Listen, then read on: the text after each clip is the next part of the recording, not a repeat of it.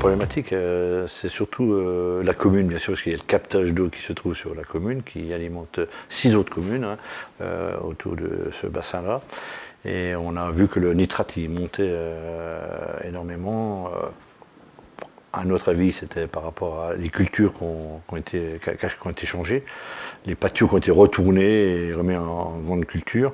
Et donc il fallait faire quelque chose. Donc à un moment donné, lors d'une réunion de syndicat, il fallait qu'on voit un peu le périmètre de protection, agrandir le périmètre de protection.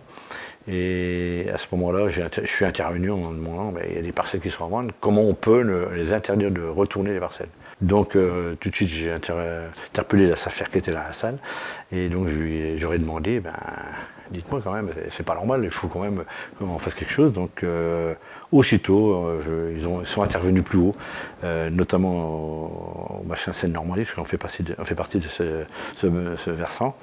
Et on m'a téléphoné, on m'a dit, écoutez, c'est possible si vous êtes acheteur. J'ai fait appel à eux pour monter le dossier, parce que moi je ne suis pas agriculteur, donc j'ai plus de mal déjà à savoir comment monter le dossier, surtout au niveau de la SAFER. Et tout de suite j'ai eu une réponse, j'ai rencontré Stéphanie Pion, Loïc Gérard, et à partir de là, ils m'ont donné vraiment un bon coup de pouce pour monter ces dossiers-là auprès de l'agence. Et à partir de là, on a vraiment travaillé en harmonisation ensemble pour monter un dossier à présenter au bassin Seine-Normandie. 15 jours après, j'avais le bassin Seine-Normandie qui me téléphonait. Et à partir de là, ils m'ont dit, attendez, si vous voulez protéger des pâtures, laisser en herbe, dans ce cas-là, vous pouvez avoir des subventions à hauteur de 80%. On peut même vous avancer, même s'il faut. L'avantage qu'on va avoir, c'est qu'il va y avoir un cahier des charges qui va être mis en place pour l'agriculteur qui va louer. Et là, ça va être assez strict par rapport à tout ce qu'on peut faire dans le secteur.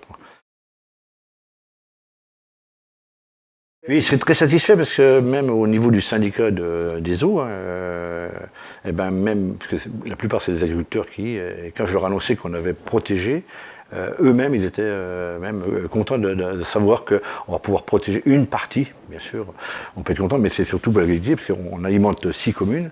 Donc c'est vrai qu'il y a quand même il y a 800 foyers à peu près. Donc c'est obligatoirement, on va amener quand même de la qualité de l'eau, on va pouvoir préserver, si on continue dans cette vallée, parce qu'il y a d'autres parcelles qui seront à vendre là, dans les années à venir.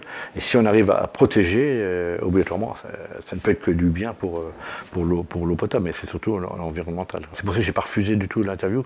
C'est peut-être pour donner un modèle à d'autres communes en disant, tiens, il peut se faire des choses pour protéger au moins une nappe ou même au niveau environnemental.